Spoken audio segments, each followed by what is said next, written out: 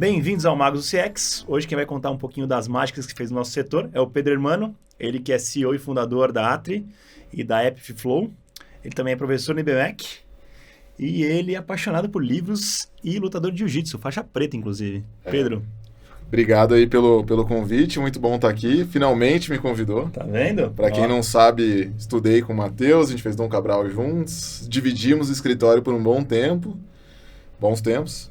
E é isso, vim aqui trocar um pouco de ideia. E o meu maior, acho que da lista que você falou aí, meu maior acontecimento da minha vida, sem dúvida, foi me tornar faixa preta de jiu-jitsu. Acho que é maior. É difícil, né? É difícil, é difícil. Bom, eu não sei porque eu nunca fui, mas deve ser difícil. Tem que apanhar muito, mas deu certo e eu acho que me orgulho bastante disso aí, dessa lista toda é o que mais me orgulho. Boa, Pedro. Cara, obrigado por ter vindo aqui. Obrigado a você. Para a galera te conhecer um pouquinho, conta um pouco da sua trajetória, não precisa aprofundar muito, só para entenderem um pouco do contexto de onde você é, seu passado. Tá bom. Bom, é bastante coisa, né? Me formei em propaganda e publicidade na SPM. Naquela época me interessei por ser uma coisa mais criativa e tudo mais, mas logo enveredei para uma área mais de planejamento estratégico e tal, e fundei, depois de um bom tempo trabalhando em outras agências, minha própria agência. Eu e meu sócio, naquela época, a gente acreditou que conseguiria montar uma agência full service, né, que fazia eventos, fazer marketing digital e tudo mais, e a gente tomou um belo de um tropeço, porque a gente não tinha experiência nenhuma em fazer aquilo. Com muitos contratempos, a coisa foi melhorando e evoluindo bastante. A gente se aprofundou muito em marketing digital, onde a gente conseguiu realmente ter um bom resultado, né? Aprofundando em alguns setores, como marketing imobiliário, entre outros. E depois de um certo tempo, a gente entendeu que faria muito mais sentido a gente focar 100% na parte de tecnologia, desenvolvimento, UX design. A gente abriu um braço nesse sentido e que aí acabou virando outros produtos, que hoje tem o App Free Flow e entre outros que eu me dedico também. Ao longo desse meu período profissional, basicamente, minha vida inteira eu fui empreendedor. Então, assim como você também, né? Eu empreendi a minha vida inteira em diversos segmentos, digamos assim, análogos, mas empreendi minha vida inteira. E hoje, só para concluir a fala aqui, estou à frente da Atri, estou à frente do App Free Flow também, que é um sistema Free Flow para rodovias, e dou aula, enfim, de UX design, marketing e tudo mais na IBMEC, em algumas disciplinas. Pedro, a carreira de empreendedor ela é um pouco ingrata. Por um lado, quando você é executivo, você tem meio que um caminho a ser trilhado. É óbvio que também tem outro lado de, eu tô preso aqui, eu só tô fazendo para os outros, não faço para mim, então tem esse questionamento. Uhum. Mas quando você é empreendedor, as pessoas acham que é tudo lindo e... Não, tudo lindo não, mas sabem que tem um contrário, que é assim, tem hora que você vai dar um pulo para cima, de repente você cai pra caramba, tem altos e baixos e dá um certo desespero, né? Dá. Como é que é esse... A gente estava conversando agora há pouco, né? Assim, empreender é difícil. A gente tem uma imagem de que é um mar de rosas, né? De que a gente não trabalha para ninguém, que a gente não tem chefe, que a gente não tem horário, que tem uma liberdade. Mas é muito pelo contrário. Como eu sempre escuto, né, das pessoas falando, não sei de quem é essa frase, mas quem tem sócio tem chefe. Quem tem cliente tem chefe também. Quem tem cliente tem chefe, acho que essa é a mais... Então, assim, a gente tem muitos chefes também. A vida de empreendedor, a gente sabe que é de altos e baixos. Até, bom, a gente já se conhece há bastante tempo, a gente se conhece do nosso passado também, mas para quem não nos conhece tão bem, já passamos por várias poucas e boas, tanto você quanto eu, de ter de fato altos e baixos bem graves, né? Então, assim, o caminho, eu acho que ele sempre tem uma derivada para cima, a gente busca alcançar uma derivada, né, positiva, mas a gente tem vários altos e baixos. E brinquei da questão do jiu-jitsu ali, de que, poxa, meu maior objetivo alcançado hoje é porque, assim como na vida de empreendedora, a gente tem muitos desafios e isso nos ajuda a ter mais casca, resiliência e tudo mais. Então, essa analogia é muito mais, tipo assim, toda vez que eu estou apanhando muito, eu sei que eu estou aprendendo, estou desenvolvendo e consigo desenvolver depois com mais facilidade alguma coisa. Então, empreender é isso, né, cara? Acho que você não tem nenhum glamour em empreender, não é nada fácil. E, poxa, tem um lado pessoal também que é muito comprometido, né? Então, acho que é gostoso, é legal, é muito desafiante, mas tem suas peculiaridades. Não é tão bom assim ser, né? Tem seus perrengues. Tem muitos perrengues. Eu acho que a diferença fácil de entender é que um executivo, ele é quase que fosse uma renda fixa. pô, todo mês vai pingando um dinheirinho, vai aumentando ali o dinheiro, ele vai numa uma curva bem suave para cima. E o empreendedor, ele é um investimento em ação. A longuíssimo prazo, se ele continuar lá, Exatamente. ele vai valorizar mais do que a renda fixa. Mas o altos e baixos que ele passa ali tem que ter bastante resistência para aguentar.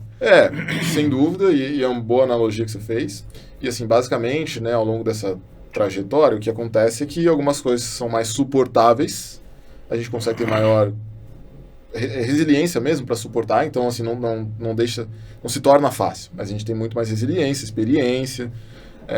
Eu acho que assim como você também começou a empreender muito jovem, então naquela época a gente não tinha muita experiência, eu comecei a abrir meu CNPJ, eu acho que não tinha nem 20 anos de idade, né? Então assim, é muito tempo empreendendo. Hoje em dia um garoto de 20 anos de idade praticamente não pensa em empreender mais, né? Muitos deles. Então, acho que faz parte aí desse processo a gente também entender que nós não é aquele momento específico, né? A gente está passando por um momento específico e ter essa, como que eu posso dizer, essa visão de que a longo prazo vai valer a pena, né? Conectar os pontos, como nós diz, né? É que na hora que tá no baixo, é difícil olhar para o longo prazo. É difícil, a pancada é forte, né? A pancada é forte. Não, mas legal. Agora, eu queria fazer uma analogia um pouco de uma agência de marketing para a visão de jornada do cliente, porque eu acho que é muito parecido, né? Uma agência de marketing, ela basicamente é montada, a estrutura dela de pessoas é montada olhando para a jornada do cliente. Olha, eu preciso de alguém que atenda esse cliente desde o começo, alguém que venda, depois que atenda esse cliente aqui, e depois tem as áreas, aprovou com o cliente o briefing, vai mandar para a área de criação, sei lá se é assim, tá? Mas para a área de criação, depois para desenvolvimento, depois para SEO, depois não sei o quê. Tem umas jornadas que você constrói os fluxos, né? E lá atrás não tinha nem esse conhecimento de jornada, mas olhando hoje já o conhecimento que você tem, uma agência, de fato, ela reflete muito bem, ela é obrigada a ter pensado na jornada do cliente logo de cara para ser criada assim? Ou... Deveria, né? Então, vamos falar do negócio agência, não que ela presta para os clientes. Tá. O negócio agência como um todo, para quem vai entender o processo de uma agência, ela é pensada para atender as demandas do marketing de um determinado cliente. E quando eu penso nas demandas de marketing de um determinado cliente, eu tenho que entender que aquele cliente está atendendo os seus próprios clientes e eles têm suas necessidades específicas. O marketing está ali para atender eles. E não é incomum uma agência atender não só as necessidades do marketing, mas também as necessidades de outras frentes, né, daquela empresa.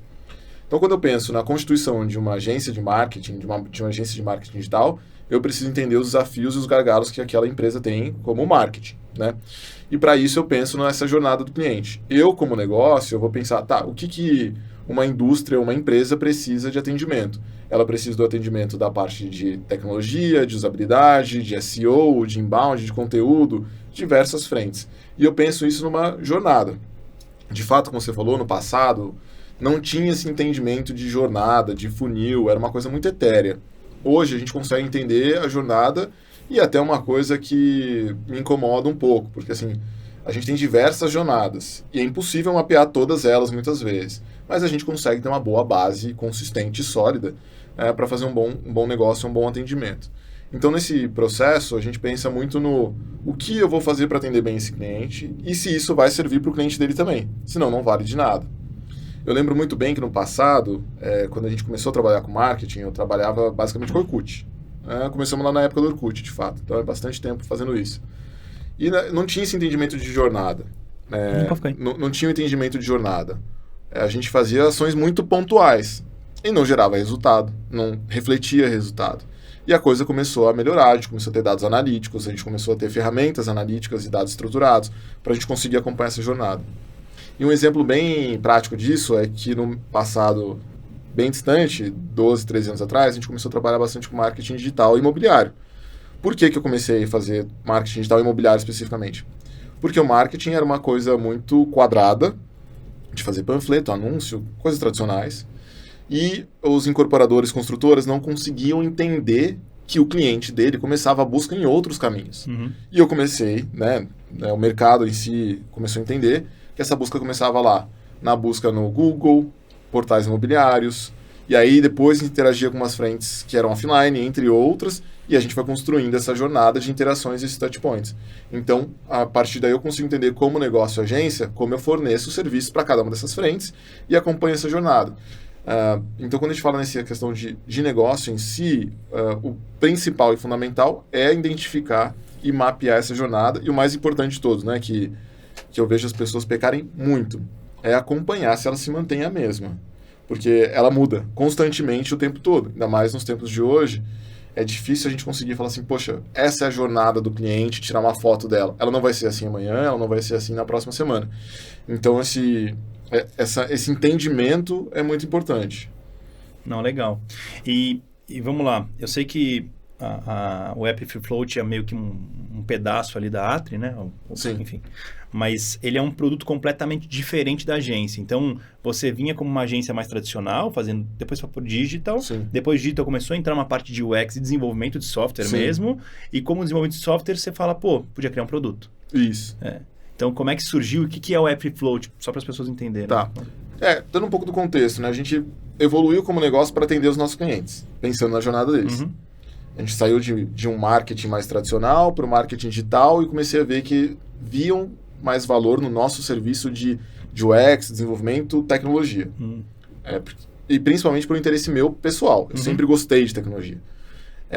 E aí, quando a gente começou a desenvolver muitas coisas, a gente começou a perceber que os clientes tinham necessidade de desenvolver produtos para atender seus clientes e tudo mais. E aí, a gente fez um desenvolvimento de vários produtos para alguns clientes, até que a gente pensou, poxa, por que a gente não usa toda a nossa competência para atender setores específicos, necessidades específicas e criar os nossos próprios produtos? Então, a gente desenvolveu vários produtos. E aí, um deles é o App Free Flow, que é um projeto que já existe na América Latina, na Europa, que é um processo de passagem no pedágio, sem uso de tag e sem cabine, e que você pode fazer o pagamento posterior. Então, eu não preciso ter tag no meu carro, passo pelo pórtico e eu posso fazer o pagamento em 15 dias. Ou seja, seria uma terceira via no pedágio que eu passaria sem o tagzinho. Exatamente. E eu recebo uma conta em casa, paga, senão você vai ser multado. Exatamente. Você recebe pelo aplicativo, o totem, site, e-mail e tudo mais, e torna a rodovia muito mais ágil, né, para o ponto de vista do usuário. Você não para, você não precisa da tag, você tem a facilidade de colocar saldo, de pagar tudo depois, você tem mais caminhos para fazer esse pagamento e é muito mais livre o fluxo, tem várias economias para concessionária, para rodovia e assim por diante. Mas isso foi um dos pensamentos que nos fez a pensar em produto. Falou, poxa, os nossos clientes estão demandando isso, a gente já desenvolveu isso para um cliente, vamos desenvolver e explorar melhor esse produto. E aí foi muito para atender essas demandas. E claro, isso é uma outra frente, né? Um outro negócio, um outro business, mas que também a gente pensa muito hoje nesse produto específico, principalmente para o usuário, né? A gente precisa garantir que o usuário que vai usar a nossa aplicação, ele vai ter um processo muito fluido na utilização do aplicativo, nas plataformas de pagamento e tudo mais. Legal.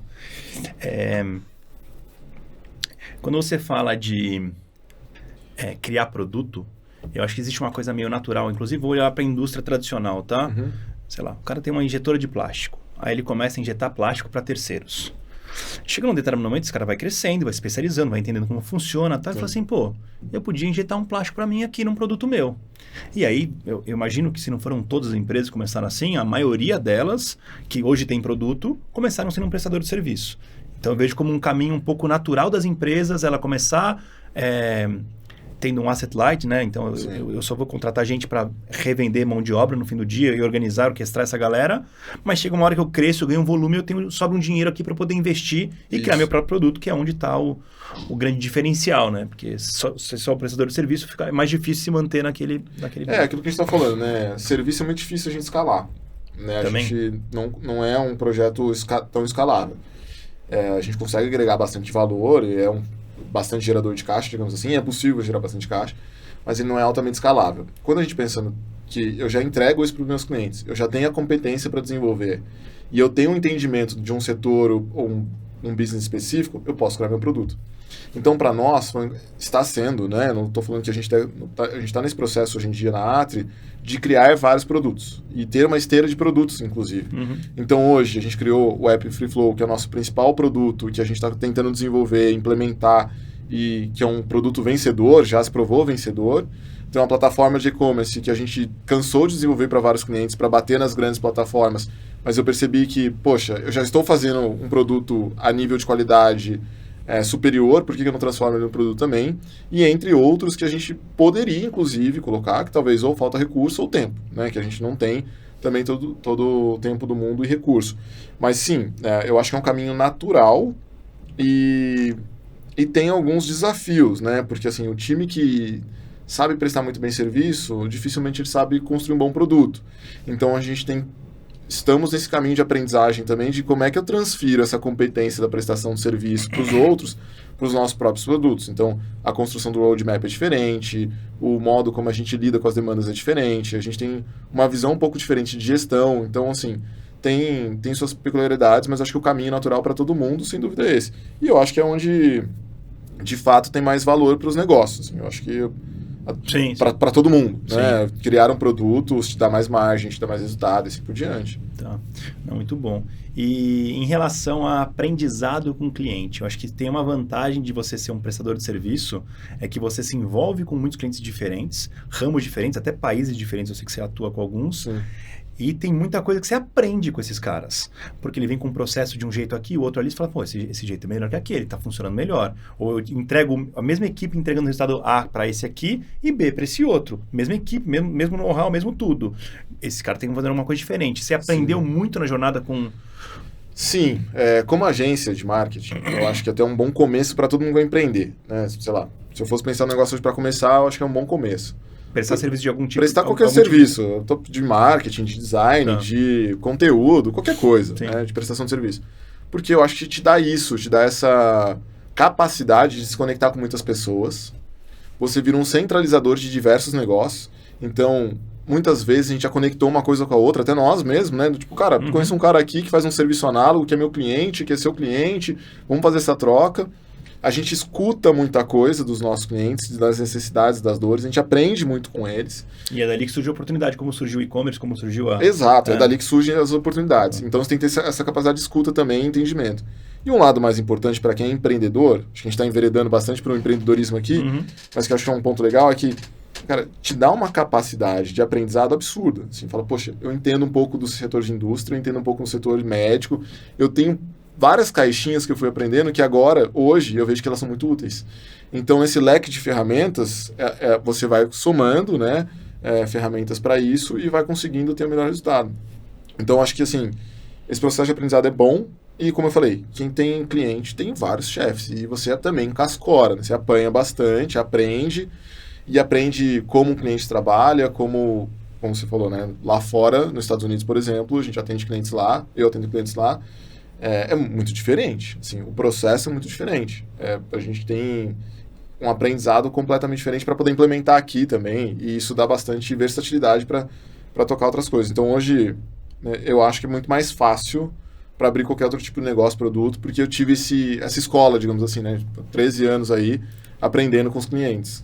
É isso que as pessoas às vezes não veem, né? Você está numa curva, às vezes crescendo muito pouco, mas esse know-how todo que você está ganhando ao longo do tempo, chega uma hora que você vai conseguir dar um boom, porque você aprendeu com muita gente e você talvez não dá valor antes, mas quando você precisou usar, estava lá o recurso para você poder fazer, né? E isso é muito bom, né? Até tem experiências assim, tipo, por exemplos banais, né? Mas, poxa, eu fiz um projeto para um cliente A e passei por diversos desafios. Quando chega no segundo projeto, eu vou lançar o meu produto, eu já tenho tudo aquilo estruturado, feito, validado, você fala assim, poxa, eu já fiz, tá muito fácil hoje em dia, vamos implementar. E as pessoas veem valor nisso, né? Falam, o cara já sabe fazer, por que eu vou buscar outro, né? Então, acho que isso é muito bom, cara. Eu gosto muito dessa... Eu me motivo muito por aprender cada vez mais sobre as coisas e sobre os negócios das outras pessoas, dos clientes, porque eu acho que agrega bastante para mim, na minha carreira, na minha trajetória empreendedora, sem dúvida. Boa. Eu queria falar um pouco de você dando aula e também da parte de UX, né? Vamos misturar um pouco dessas duas coisas. Muita gente fala que a base do CX, ela puxa muita coisa do UX, ela puxa muitos elementos do UX e ela aplica numa visão mais de negócio e menos tela ou de aplicação. Certo. Como é que você vê essa parte do UX? O que você... Bom, dentro daquela esfera, né, onde a gente vê CX e UX está dentro, ou muitas vezes se vê ao contrário, UX e CX dentro, todos os X, né, que tem um gráfico que é bem representativo nisso, eu acho que eles são bem complementares. Todos têm a necessidade e objetivo de entregar algo relevante para o cliente que o mantenha, né, minimamente engajado ali com aquele teu objetivo. Então, o que eu aprendi ao longo do tempo em UX e o que eu tento passar a gente precisa atender as necessidades daquele cliente de acordo com a jornada que a gente falou agora há pouco, daquela jornada. E o UX, especificamente, é basicamente essa interface. E aí, quando a gente fala de UX, a gente pensa muito em produto digital, de site e tudo mais. Mas eu costumo usar o conceito do Norman Nielsen, né? Que é o mais tradicional, né? Que é qualquer tipo de interação, interface que exista. Seja do hardware, do software, da tela, qualquer tipo de coisa assim. E esse processo exige muito entendimento, assim. E é uma das coisas que eu busquei entender, estudar cada vez mais. E por isso que eu me interesso tanto por esse assunto também. Que é ter essa compreensão do indivíduo e suas necessidades, e essa interação de fato vai para CX. Então, assim, quando a gente tem uma relação muito boa com as áreas de atendimento, customer e tudo mais, uma área de marketing, uma área de negócios, e a gente consegue somar tudo isso, é muito bom. Tanto é que, no meu ponto de vista, até na nossa empresa, assim, eu penso muito em UX como negócio. Ele não é design. Não é só atendimento. Ele não é o UI, nem é para atender o cliente. Não é negócio. Ele é negócio. Tá. Assim, o UX, ele entrega negócio. E ele dá valor para o negócio. Então, assim, a gente entende que essa união de tecnologia, cliente, negócios e tudo mais, ele faz tudo dentro de um grande pacote que a gente coloca dentro de UX. Então, quando a gente tem essa perspectiva, a gente começa a ser muito mais abrangente nessa análise, né? Então, assim, eu vou pensar em todas as minhas interfaces com ponto de vista de negócio, para agregar valor para o negócio e para atender bem o cliente. Então, assim, ela tem uma correlação direta. Tanto é, assim, sou bem honesto quanto a isso, que eu tenho uma grande dificuldade de entender por que o CX é tão separado de UX na maioria das empresas. E por que há esse entendimento de que o CX ele não faz parte da mesma disciplina que o UX, por exemplo. Quando eu leciono numa faculdade, como a gente mencionou, a emenda poucas vezes é junta, é separado, é completamente separado. Tá. Tanto é que depois de muito tempo dando aula que eu conheci o professor de CX. Assim, não está na mesma disciplina. Não precisa nem se conversar, em teoria. A gente não se conversa. Eu estou muito mais próximo do cara de performance, de mídia, de CRO, né, que é uma das cadeiras que eu também participo, do que do CX. E eu acho isso uma loucura. E é isso que acontece na vida real, né? Então, eu acho que tem eu acho que é um aprendizado grande ainda para quem trabalha com CX, para quem trabalha com X, para fazer essa integração, que é a dificuldade que a gente tinha lá atrás, né? Ainda tem, de marketing e vendas. Que, eram duas áreas diferentes e, tipo assim, como é que os caras não se conversam, né? O lead tá caro, mas o lead tá ruim. Então, assim, o que acontece? E não há essa integração. Hoje é muito mais comum, eu acho que a gente está conseguindo atingir uma maturidade legal, mas com CX e UX eu não entendo por que as pessoas veem caixinhas diferentes. É tão diferente. O seu ponto, pelo que eu entendi, então, é que o UX, apesar de muita gente ser UI e UX meio que junto, né? Esses caras talvez não deveriam ser tão juntos quanto o UX e o CX. Exato. Porque um cuida de interface mesmo, um cuida da beleza da coisa, do design, Sim. E o outro está cuidando de cliente, de negócio. E o UX, nesse ponto de vista, é muito mais perto de CX, olhando para negócio, do que do UI olhando para design. Exato. Dentro de UX a gente tem várias cadeiras e disciplinas também, né? Então a gente tem a parte de pesquisa, de planejamento. Então, essas cadeiras, elas estão mais próximas de CX, sem dúvida. Até porque o CX faz pesquisa com o cliente final. Exato. Ele faz o VOC, a voz do cliente, Exato. Ele escuta, ele traduz aquilo que o cliente falou em alguma coisa para virar o produto, melhorar o produto depois. Então é exatamente igual o UX. Exato. E aí quando a gente olha no ponto de vista de vou criar um projeto de CX ou de UX, né, tanto faz, poucas vezes, fazendo isso há muitos anos, a gente recebeu um relatório da área de CX. Ou a gente conversou com a área de CX. A gente fez as nossas próprias pesquisas através dos nossos outros canais. E o cliente também não tem essa interface e relação muito bem feita, a maioria das empresas. E aí eu acho que isso empobrece, né, para todo mundo. Então, eu acho que dentro dessa jornada de usabilidade e de atendimento ao cliente, eu acho que nós deveríamos passar por todas essas cadeiras. É fundamental que a gente passe por todas as cadeiras, essas disciplinas todas, para ter um bom produto. Porque aí quando a gente olha agora, voltando para produto, se eu detenho o produto, agora eu, detentor do produto, com essa experiência toda, eu falo, não, eu quero que meu time de CX sente com o time de UX, com o time de UI, com o time de pesquisa, de planejamento, de tecnologia, de marketing, de vendas, para a gente entender esse ecossistema de uma maneira consistente, para entregar um bom produto. Então, acho que essa divisão é bem crítica, né, nesse pensamento aí compartimentado, acho que bem prejudicial. Tem uma cadeira do CRO, né, que é o Chief Revenue Officer, que é o cara de receita. E aí, para ele trata como uma esteira marketing e vendas. Sim. Então, já tem uma cadeira juntando os dois hoje em dia, que também não é tão comum no Brasil ainda. Não. Mas é o que você falou, né? Chega uma hora que era tão óbvio que essa coisa deveria estar junto, porque é ponta a ponta, eu começo a gerar o lead aqui e vou fechar o cliente aqui. Então, deixa eu usar a esteira como uma só. Tudo bem, são perfis diferentes que vão até um pedaço e depois desse pedaço, mas eles devem estar embaixo da mesma diretoria e não em marketing e vendas, né? Mas isso é no Brasil. Lá fora já é comum. Lá fora é comum. Sim. Então, assim, tem projetos que eu participo e tenho interação, enfim, que a responsabilidade do marketing é gerar demanda. E gerar demanda envolve a área de cliente. Então, o marketing é responsável também pela essa parte do cliente. Não digo da operação em si, né? Mas essa parte do entendimento do cliente, do que o cliente está buscando, essas competências todas para fazer um bom atendimento, o processo de avaliação desse atendimento do cliente, o que a gente pode propor e avaliar, como que está sendo a parte do pós-venda e tudo mais, está sob a responsabilidade do marketing. Do marketing. O nome não importa, mas o nome é não importa. De uma pessoa só que está cuidando desde a captura e geração de demanda aqui na ponta, exatamente, até o pós-venda aqui do outro lado. Exatamente. É uma esteira única de... Exatamente. Então, e ele se retroalimenta, né? Então, hoje, né, em algumas empresas está o marketing, outras podem estar outras frentes, mas ele é uma cadeira só. Tem um responsável. E é o responsável por trazer receita, de fato. Pode ser a cadeira CRO, de marketing, não importa tudo o nome, faz. Mas está tudo dentro sobre esse espectro de responsabilidades. Então, isso está mais comum lá fora já de unir e fazer uma esteira única. Sem dúvida, sem dúvida. É muito difícil você ver essa separação. Claro que, de novo, a operação com o cliente é totalmente diferente porque de acordo com a necessidade do negócio da indústria. Mas é muito mais comum. A gente vê, assim, eu vejo todos os dias, né? Tá 100% unificado. A gente não consegue discutir sem envolver muitas cadeiras juntas. E aí uma outra cadeira deveria ser essa cadeira de UX, UX e atendimento, sei lá. Ou não, né? Ela tá dentro também. Ou também tá dentro desse grupo. Então, assim, quando a gente faz a avaliação do serviço como um todo, essas cadeiras todas estão lá dentro. Né? Não posso nem chamar que da eletivo de cada empresa pode colocar dentro da caixa maior que quiser chamar, mas está dentro de um mesmo grupo. Né? Elas estão juntas, não tem como desassociar. E aí eu acho que é por isso também que muitas empresas têm muito mais resultado do que a gente consegue fazer aqui. Tipo assim, os caras já entenderam essa mentalidade, né? E a gente não conseguiu entender ainda. E voltando para o caso da agência, que é o problema de fazer tudo muito compartimentado, né? De um cara escreve, um cara faz conteúdo, outro cara faz mídia, outro cara faz performance, faz design, tipo assim, e tá bom. E aí? E o que você vai fazer, tipo, quando você relacionar tudo isso, né?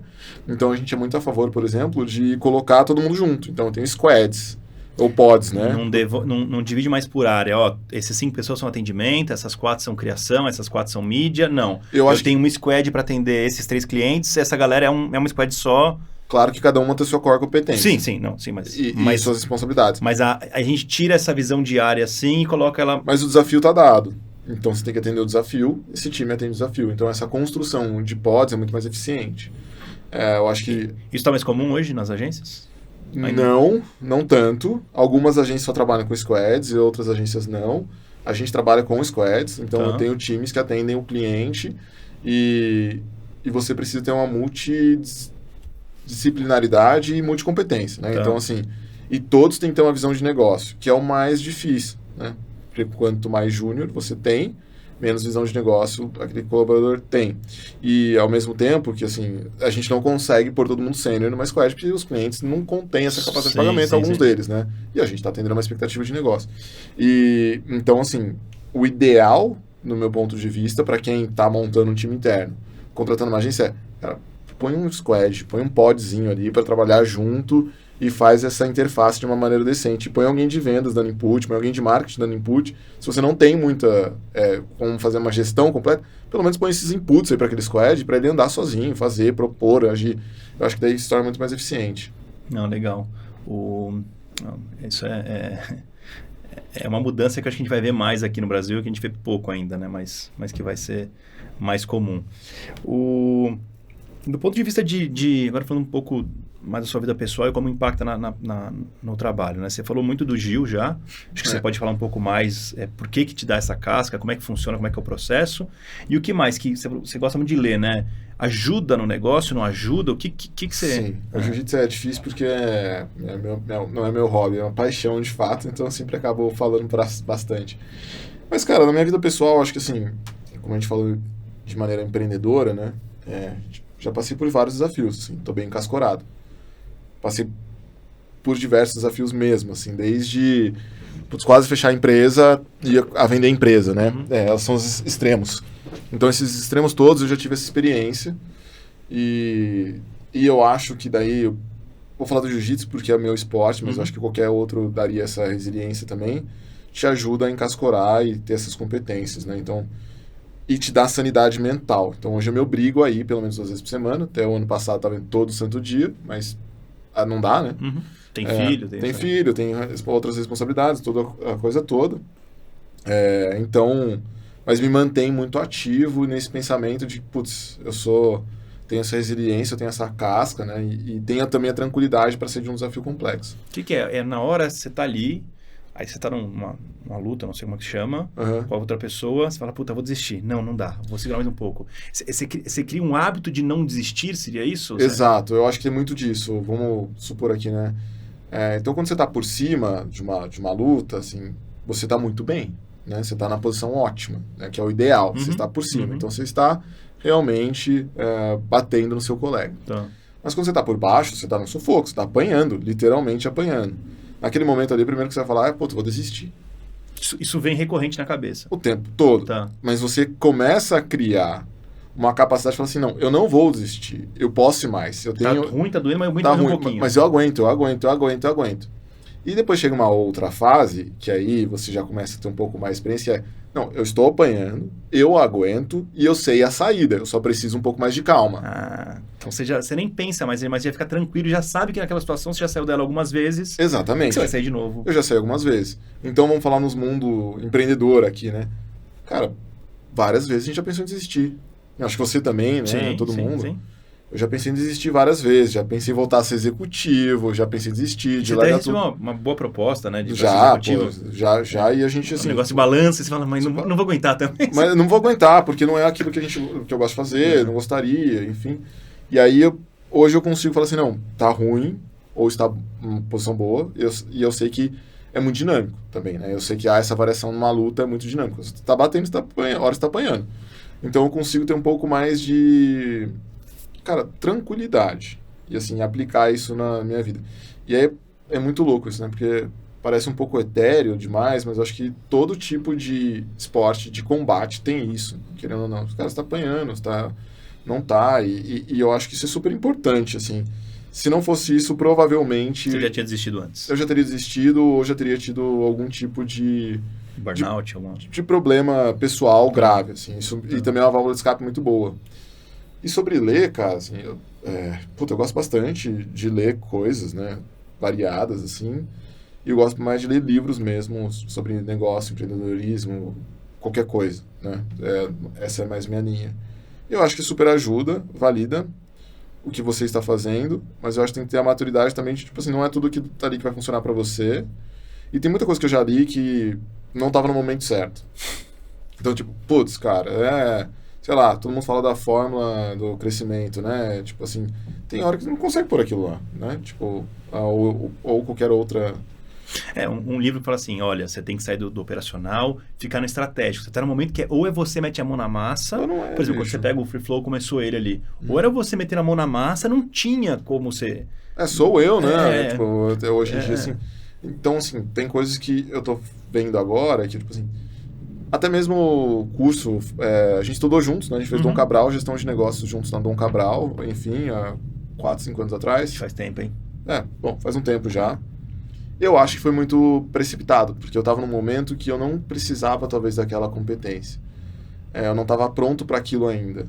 Mas se fosse hoje, teria sido mais proveitoso. Claro que eu tive esse conhecimento, tenho os conteúdos materiais, mas eu acho que eu aproveitaria mais se eu tivesse passado pelos desafios que eu passei anteriormente. E é a mesma coisa com a leitura, cara. Então hoje eu tô numa onda de reler muita coisa, revisar e tentar aderir, assim. Porque, sinceramente, como meu sócio sempre fala, né? Cara, a teoria tá aí, bicho. Você não precisa inventar nada. A teoria está nos livros.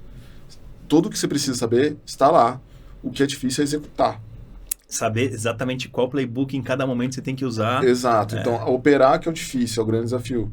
Mas tá lá, então assim, pra que jogar isso fora, né? Então eu gosto bastante, me interessa bastante. Tem algum livro ultimamente, assim, que você falou, pô, isso aqui agora me ajudou bastante. Nesse momento que eu tô, eu gostei, foi bom ter lido isso aqui. Cara, empresas feitas para crescer, né? Então, pra durar e depois ser pra crescer. Eu tô vendo para crescer de novo. ela tá me ajudando muito agora. Que no passado ela não me ajudou tanto. Aquela história de as pessoas primeiro para depois a visão de negócio, né? Que é muito dito no livro, o conceito de porco espinho e tudo mais. Cara, aqui do Will também, né? De você conseguir colocar cadência numa coisa e ela começa a girar naturalmente e fazer o que hoje se chama do conceito de flywheel, né? Que começa a tirar da inércia, a coisa começa a andar. Cara, numa época onde, tipo assim, eu não conseguiria pôr as melhores pessoas no barco, né? Mal e mal eu conseguiria tirar as pessoas ruins, né? Não tinha tanta capacidade para isso e também não tinha experiência para fazer isso. Então, para mim, naquela época que eu li a primeira vez esse livro, acho que é a terceira vez que eu leio, mas pela primeira vez uns 10 anos atrás, puta, não fez o menor sentido. Mas hoje faz muito. E hoje, até recentemente, estava comentando com meus sócios, falei assim, cara, vamos ler de novo. A gente está nesse momento aqui, vai ser super aderente, vamos retomar essa leitura desse livro. E super funciona. Então, acho que é um livro ótimo, mas tem que saber atender ali, entender o que você vai usar dele. Perfeito. Né? Você estava trazendo um ponto antes que eu não abordei, que é sobre ter visão de negócio. Eu me lido com muito desenvolvedor ou muita gente mais técnica, e é muito fácil um cara júnior, uma pessoa júnior, logo que ela entra, ela fala assim, bom, eu tenho que fazer essa operação aqui, eu tenho que desenvolver esse código, escrever isso aqui mais rápido e melhor. Ele tem muito esse foco. E aí ele se sente bem a hora que ele vai escrever, pô, eu sou super rápido escrevendo código, eu estou super rápido emitindo nota, ou qualquer tarefa operacional. E aí eu falo para eles assim, gente, aproveite, não é para você se desesperar, não é para você tentar entender de negócio tudo de negócio agora, mas não ignore agora, porque assim, não, agora isso não é importante, eu vou aprender a ficar tecnicamente melhor. E aí, quando você vai jogando fora aquelas pequenas oportunidades de entender de negócio, de aprender sobre o negócio, porque o seu foco é aprender a codar melhor, por exemplo, fazer melhor código, você vai evoluindo na carreira e você fala assim, pô, se eu tivesse começado lá atrás, agora já perdi o bonde. Então eu falo assim, não se desesperem agora em entender de negócio, mas aproveite cada momento que você tiver a chance de conversar com alguém, com o usuário disso aqui, aproveita e vai aprendendo, porque isso aqui, daqui 5 anos, quando você tiver um nível melhor, é isso aqui que vai te dar o próximo passo. Mas se você não começar isso agora, você vai chegar lá e falar assim, não vou ficar aqui codando que eu estou mais confortável. Eu vejo muito caso, assim, e invariavelmente o negócio de marketing e tal, que a gente trabalhou bastante, e a gente tinha muito júnior, muito profissional júnior. E aí, uma coisa que eu tentava colocar também, estabelecer não é, poxa, eu tô fazendo um post, né? Um exemplo bem mais básico, assim. Tá, mas qual que é o objetivo daquele post? Por que eu tô fazendo aquele post? Qual que é a estratégia maior por trás disso? Porque aquilo ali é só a pontinha, né? E para você conseguir evoluir na tua profissão e ter essa visão de negócio, ser mais valorizado, você tem que entender do negócio. Porque fazer só o operacional post ou só algumas linhas de código, cara... Daqui a pouco o GPT vai, né? Já tem muitas ferramentas, né? Inclusive a gente usa bastante algumas coisas para automatizar e tal. Então acho que essa visão de negócio é super importante para qualquer área, para qualquer negócio, para qualquer um. E que era uma coisa que talvez eu sempre ansiei muito na minha carreira. Tipo, eu quero estar dentro dos negócios dos clientes, eu quero falar sobre negócio. Porque a operação em si, cara, tipo, tanto faz, Sim. né? É uma entrega de um serviço. O que dá valor mesmo é estar dentro desse negócio e dessa discussão, né? Que é o que está rico, assim, e não... Que é o que gera valor no fim do dia, Que é o que gera valor. Que é mais importante. Então, acho que, assim, é importante pensar nessa visão e construção de negócio.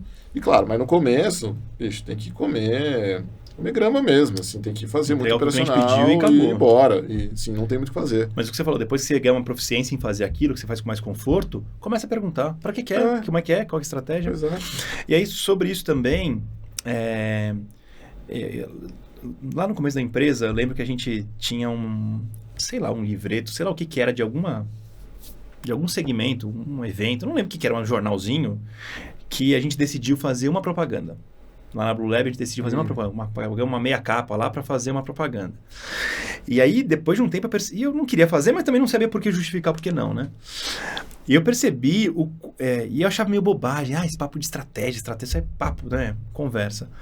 Depois de um certo tempo trabalhando e fazendo, eu falei assim, cara, sem uma estratégia, uma lógica, não é estratégia como, no sentido de nada, sou muito sofisticado, mas assim, uma lógica, eu vou acionar o cara aqui, desse jeito, com essa linguagem, falar aqui de novo, fazer uma coisa isolada, não vale de nada, é jogar dinheiro fora. Sim.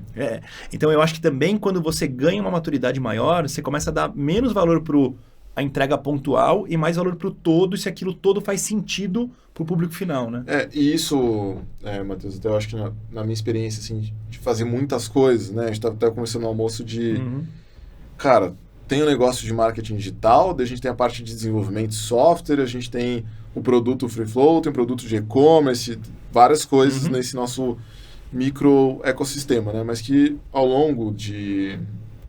Se você for pensar bem, é bastante coisa, né? Pra gente pensar, administrar e tal. E um dos principais aprendizados que eu tenho hoje, e que o Marcelo, enfim, e o Gabriel, os meus sócios, sempre incutiram, assim, cara, vamos ter foco, estratégia e planejamento. E vamos sair dele quando a gente conseguir ver a derivada para onde vai. Porque se eu coloco uma estratégia e eu coloco as ações dentro da estratégia, eu vou aprender muito rápido se eu estou acertando ou estou errando. Então, fazer ações pontuais, do tipo, muito comum, né? Tô falando, a gente está bastante nessa seara do empreendedorismo, tipo assim, não, o cara montou uma startup e contratou uma assessoria de imprensa. Tá, mas você fala com quem? Qual que é o seu negócio? O que se entrega? Tipo, por que a assessoria de imprensa tem? Até acho que eu já fiz isso, acho que você já fez isso também e tal. Então, por que isso funciona, né? Para onde vai? Senão você perde dinheiro. Perde dinheiro. Joga dinheiro fora. Joga dinheiro fora. Então, hoje eu olho as coisas assim, tá, o que faz sentido dentro de uma estratégia? Primeiro ponto, qual é a estratégia? E vamos fazer ela. Tipo assim, não vamos olhar para o lado. Como a gente até brinca lá, né? Como a gente é muito empreendedor, se eu vejo uma borboleta passando, eu já mudo de foco. Tipo assim, eu acho que todo mundo que é muito empreendedor é assim. Já passou por isso. Já. E hoje, assim, tento, não, se o foco é esse, a gente vai até o final e vamos para buscar o objetivo, montar a estratégia para o objetivo. Então, a gente está perdendo muito tempo hoje, né? Muito mais tempo em montando o planejamento estratégico, né? Que a gente tem o nosso pitch, né? Que é o planejamento estratégico tático operacional, que a gente faz todo ano para todos os negócios. E a partir dele, eu traço e a gente tenta seguir. Executa. E mesmo assim, dá problema, né? A gente viu aí que por diversas variáveis que a gente talvez não considerou, pode dar problema, ou a gente já teve vários problemas. Imagina se a gente não tivesse esse foco, né? Ou não conseguisse, pelo menos, minimamente seguir dentro dessa estratégia. Então, eu acho que, cara, é isso, assim, eu acho que o mais importante é esse planejamento, é o penso, né? Eu sempre digo que o penso é mais caro do que o executar. Então... olhando para um mercado mais maduro, né? Aí pode pegar não precisa falar nome, mas algum cliente seu americano. Que diferenças que você aprendeu do que eles fazem em relação a foco, a querer inventar a roda ou fazer o básico bem feito? Como é que é a dinâmica de trabalho com o americano? Como é que você vê uma empresa americana mais estruturada? Óbvio que tem empresas menos, mas mais certinha. Como é que eles operam assim? Bom, eu acho que o processo principalmente é muito direto. Não tem muito enrolação. E eu não digo enrolação do trabalho, e sim das relações. Então, assim, você tem uma tarefa para executar, ela vai ser executada. Eu vou te dar todo o aparato para ela ser executada, todo o Standard Operation, né, que você precisa seguir. Tem um POPzinho, Procedimento Operacional Padrão. Sei lá Exato, como é que cada um chama. que em inglês é Standard Operation Process. Você tem um documentinho, eu tenho um documento exatamente como faz aquela tarefa. De todos os processos, é tudo documentado. Se você cria um processo novo, você documenta. E a partir daí, você segue o que funciona e o que dá certo. E vai seguir aquilo. A partir do momento que, poxa, eu já domino esse procedimento, eu já domino esse processo, eu já tenho entendimento completo desse processo. Está rodando bonitinho, redondo. Está rodando perfeito, liso, poxa, está em cruzeiro, vamos colocar uma variável adicional. E eu percebo que, dessa minha experiência de trabalhar com empresas de fora, é que eles não gostam de muitas variáveis externas que possam tirar seu foco. Esse é o ponto, não pode tirar o foco. Ou até uma sujar o resultado da outra, né? Exatamente. Então, assim, as coisas primeiro são muito correlatas, né? Se eu estou fazendo uma estratégia A, eu não vou para uma Z. Cara, vamos fazer A1, A2, A3, muito próximo e muito junto. E as coisas muito integradas. E do ponto de vista de gestão, é uma coisa que eu estou, de fato, aprendendo, né? E está me auxiliando muito.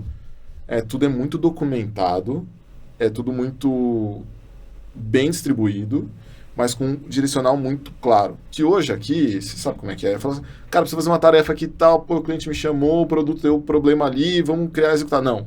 Não tem isso. Tipo assim, não, vamos planejar, vamos distribuir, vamos alocar, vamos priorizar de novo e vamos seguir o caminho que a gente tinha. Ver se está redondo até fazer uma mudança. E vamos estar redondo.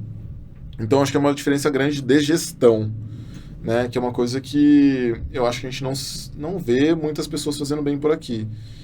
E também tem essa capacidade de, cara, esse é o caminho, a gente vai Tipo assim, é consistente. É foco e consistência, foco e consistência. Acho que eles estão muito mais preocupados com essa jornada a longo prazo. E por isso tem esse foco e consistência. Não quer muita coisa inovadora, né? Fazer aquela subida muito exagerada, muito rápida, que também se perde. Então, assim, eu acho que essa consistência e cadência é muito importante, cara. Eu acho que isso é um aprendizado, assim, tipo, não, esse aqui, ó, vamos lá, vamos seguir, vamos seguir. E a liderança sempre volta as pessoas para esse foco. Não... Se alguém exato. começa a falar umas ideias mesmo. Então, o que eu vejo muito, assim, poxa, você começa a trazer, não, mas, poxa, eu tive uma ideia totalmente diferente, vamos colocar um produto, um serviço adicional, uma estratégia diferente, fala, não, opa, volta aqui. O caminho que a gente está seguindo é esse. Tem algo no nosso caminho que a gente pode aprimorar, implementar? Você já testou todas as possibilidades? Se sim, beleza, a gente pode mudar. E dar o próximo passo meio perto. Exato. Eu vendo o serviço, legal. Eu vou adicionar um outro serviço que é muito complementar. Tudo bem. Exato. Vou começar a vender produto. Não, calma. Não. Tem distribuição, é outra complexidade para... Que é uma coisa como empreendedor, a gente quer entrar muito. Sim. Putz, cara, tem vários negócios, várias coisas diferentes, e vários pensamentos. Eu fico o tempo todo pensando em mil maneiras, né? De fazer coisas diferentes, né? Mas hoje eu tô começando... Depois de me tornar já, não só um faixa preta de jiu-jitsu, mas eu acho que agora estou começando a ficar mais graduado nos negócios, assim, né? Um pouco mais graduado, pelo menos. Eu falo, não, cara, o caminho tipo assim, é esse, vamos seguir o plano e vamos manter o foco, porque senão a coisa realmente se perde, porque a vontade, como a gente falou anteriormente, não só vontade, mas também acho que é uma questão de egóica, de querer fazer coisas diferentes, novas o tempo todo, é uma coisa que prejudica muito.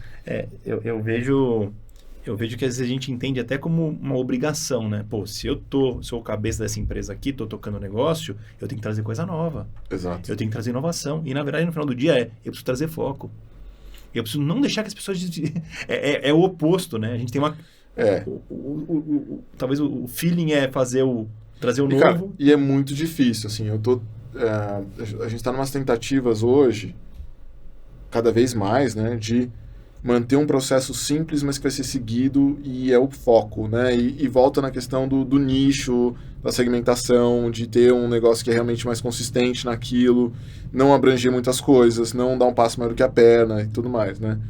É que a gente tá nesse momento, assim, acho que eu estou, né, como empreendedor dos negócios, de realmente botar foco em determinar as coisas de maneira um pouco mais bem construídas, né? É um pouco mais chato, de fato, mas é esse o caminho, pelo menos é o que a gente tem observado hoje, resultado é por aí. Falar um pouco sobre sociedade, né? Muita gente, tá no mundo corporativo, às vezes olha e fala assim, quero abrir um negócio, não sei nem por onde, nem se eu abro sozinho, se eu abro com alguém, vale a pena, quando não vale a pena, quais são os problemas que você tem que prever antes? Bom, eu acho que... seu sócio não, que você vai assistir. Meu sócio vai assistir com certeza, espero que sim, né? Cara, eu acho que eu gosto de ter sócio, tá? Pra começar, eu gosto. Por mais que eu reclame bastante, e provavelmente ele reclame bastante também. E é normal, porque a gente tem um casamento, né? A gente tem que ter uma relação muito familiar, muito próxima, assim. Ele é realmente um irmão meu, né? Tipo, acho que é um irmãozão meu. Pro lado bom e pro lado ruim. Pro lado bom e pro lado ruim. Então, assim, eu acho que é fundamental para você dividir o peso das coisas, primeiro ponto, e para te ajudar a superar desafios.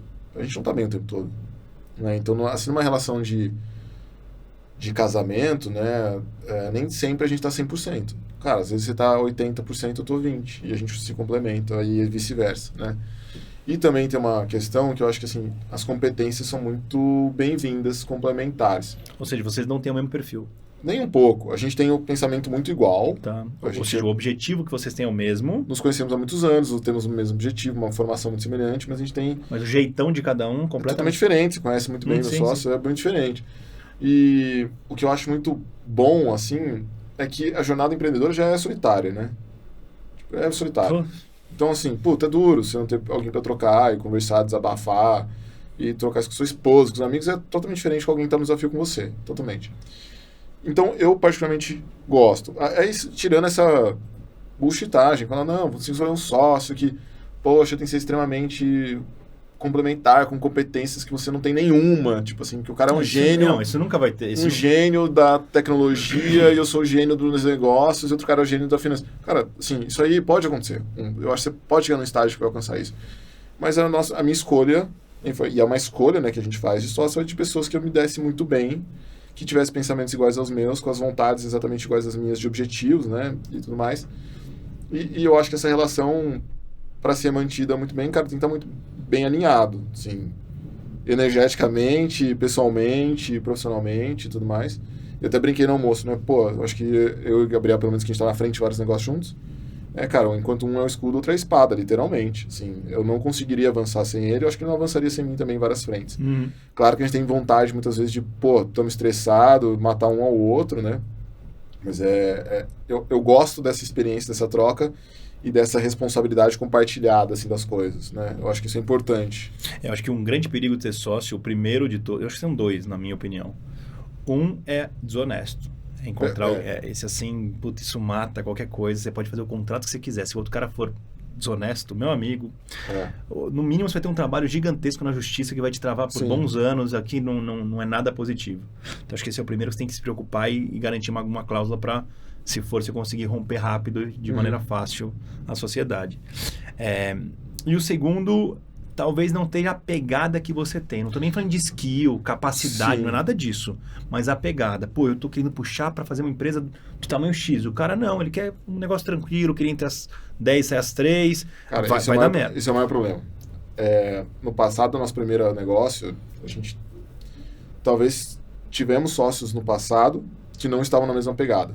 Eu não estou nem falando de skill técnica, de capacidade. Os caras são ótimos, super competentes, adorei trabalhar com essas pessoas, tive vários sócios ao longo da vida, mas não estavam na mesma pegada. Então, assim, acho que eu sou o perfeito como sócio? Não sou, eu tenho várias deficiências. Eu tenho certeza que se hoje meu sócio, o Gabriel, pelo menos, pudesse escolher alguém com mais competências do que eu em muitas outras frentes, ele saberia escolher muito bem, porque ele sabe minhas deficiências. E eu, a mesma coisa. Mas eu acho que a gente está muito alinhado nos objetivos onde a gente quer chegar. Tipo assim, e a gente está nessa missão de, pô, a gente vai chegar, seja o custo que custar, né? Então, acho que isso é super importante. E a questão da desonestidade, cara, eu acho que assim, eu escolhi um sócio que era meu amigo, né? E a gente já se conhecia muito bem. Sim. Então, eu acho que essa integridade é super importante. E até a gente tem cada negócio a gente coloca um sócio diferente, né? A gente precisa, muitas vezes, para complementar ali alguma coisa e tal. E aí eu tive uma discussão recente aí com o meu sócio, que ele falou, cara, vamos só fazer uma coisa. Não vamos ser desonestos uns com os outros. No primeiro ponto, se você quiser ser desonesto comigo, vamos sentar e vamos conversar. Se tiver algum problema e a gente tiver algum desafio, alguma coisa, eu só quero que a gente converse e de maneira transparente. Você pode... Ele trouxe, né, que está comprometido a fazer isso e eu do mesmo modo. Só isso daí, cara, já, tipo assim, elimina grande parte dos desafios. Eu acho que eu não enfrentei grandes desafios, assim, como talvez algumas empresas tenham enfrentado com essa questão de sociedade, mas os poucos que eu passei, já vi que buraco é mais embaixo quando você tem uma pessoa desonesta, ou que não está comprometida, ou que não quer fazer, ou muitas vezes tem um pensamento muito diferente do seu. Assim, o extremo lado A, outro extremo lado B, né, para não falar outras coisas. Então isso aí dá muito problema, muito problema. Não, legal. E Pedro, agora que, pô, desafio pra caramba, altos e baixos, empresas aqui, empresas ali, tudo. Se você pudesse traçar, eu sei que é muito difícil ter isso, mas um sonho para daqui 5, 10 anos, o que você quer estar fazendo de diferente, talvez, do que hoje, porque eu sei que algumas coisas são mais árduas agora. Sim. E o que você imagina, como seria o seu sonho? Pô, eu queria que acontecesse isso, aquilo, que tal coisa desse certo, eu queria... eu tenho muita coisa na minha vida, assim, né? Profissionalmente, eu tenho a grande missão de transformar o app FreeFlow consolidá-lo, na verdade, nas maiores rodovias do Brasil. Que todos os usuários possam ter uma passagem livre, sem um custo de tag, com mais liberdade e que possam acessar um modelo de trânsito muito mais eficiente, muito mais econômico, assim por diante. Então, meu grande desafio hoje é com o app FreeFlow, que é esse nosso sistema de pedágio inteligente.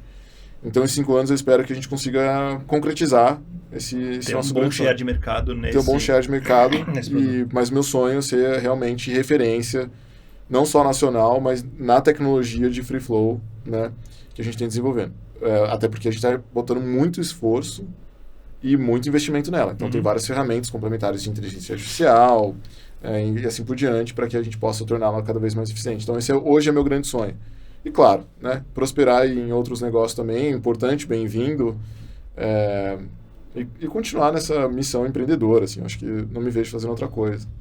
E do ponto de vista de dar aula, hoje eu sei que você não dá aula, óbvio que você ganha dinheiro, tá tudo bem, mas Sim. não é assim, eu não dou aula para comer, não é isso. Uhum. Tem um prazer grande nisso, é temporário, como é que você vê essa... Cara, eu gosto muito de dar aula porque eu gosto muito da troca. E me enriquece muito. E me obriga a estudar e montar material, a ter essa disciplina também. Eu fiquei um bom tempo sem dar aula. Né? Eu dei por um bom tempo, depois eu fiquei um bom tempo sem dar aula. Mas isso me ajuda a renovar, aprender, conhecer empresas. Como eu dou aula para cursos de pós-graduação, também tem muita troca com os alunos e tal. Eles trazem exemplos do que eles Trazem trabalham? exemplos, a gente pega os desafios deles, a gente trata os desafios deles. Os alunos não são mais velhos do que eu, ou nem muito mais novos do que eu, então, assim, tá ali nessa mesma faixa, a gente consegue trocar bastante. Eu tenho muito prazer nisso, né? Não tenho como é que eu posso dizer? A pretensão acadêmica da coisa, de me tornar professor 100%, PhD. Não, eu quero compartilhar a minha experiência. E o caminho que eu consegui construir isso é dando aula, e eu me sinto muito bem valorizado, enfim, nisso, e eu me sinto que eu estou ajudando, entendeu? Eu gosto de ajudar essas pessoas, de ensinar, e seja dando aula de qualquer coisa, assim, eu me sinto muito bem, né? O que eu puder, claro, agregar. Eu gosto muito de expor esse conhecimento de uma maneira didática para as pessoas. Boa. Cara, show de bola, sim, Pedro. Eu já conheço, né, sua trajetória, a sua e do Gabriel também. Eu acho que vocês são profissionais que tiveram muita coisa parecida com a minha história também, então eu tenho uma empatia muito Sim. fácil por essa trajetória. E, parabéns, eu vejo que, de novo, eu encontro o Pedro não tanto, porque ele não mora em São Paulo, mas Sim. quando a gente se encontra, às vezes eu falo, caralho, que merda. E depois de 6 meses você encontra o cara e fala assim, caralho, mudou completamente. Então é muito legal. A vida é assim, né, cara? Quando você vê depois, né, do outro lado. Então eu acho que quem tiver um momento de vida, pode ser que o cara não esteja empreendendo no casamento ou em alguma coisa, saiba, relaxa, tranquilo, que as histórias normalmente, se você consegue se segurar naquele momento e não surta, daqui a pouco vai melhorar. Né? Como eu falei, né? Tem hora que a gente tá por baixo, tem hora que a gente tá por cima, apanhando ou batendo. É só saber segurar enquanto tá por baixo. É só saber segurar. Então, assim, mas de fato isso que a gente falou é verdade. A gente já miga há bastante tempo e, cara, a coisa é muito dinâmica. A hora que eu tô mal, a hora você tá mal, a hora que eu tô bem, você tá bem. A gente vai trocando e a vida é assim, né? E eu fico feliz também que isso aqui tá dando certo, que o seu podcast tá dando certo, a Blue Lab tá indo super bem, e as coisas estão indo super bem, fico feliz. E eu gosto de ver essa... Cara, a gente, né? Eu tô falando a gente porque sim. Né, somos aí muito próximos, né? De prosperar e de que a gente tem a mesma pegada de trabalho pra frente, a gente troca bastante ideia disso. Eu fico feliz, assim, de ver outros empreendedores também com a mesma pegada que no eu. Brasil. No Brasil ainda. E eu acho que, você, por exemplo, é um cara que falaria, o Matheus vai ser meu sócio, eu gostaria de ter o Matheus como sócio, né? Aquela coisa, tipo assim, putz, porque tá na mesma pegada, né? Eu tenho o mesmo foco, apesar de a gente tá fazendo coisas totalmente diferentes hoje. Mas seria um cara que você traria como sócio e vice-versa. Sim, perfeito. Cara, então obrigado, valeu. Muito bom. Obrigado.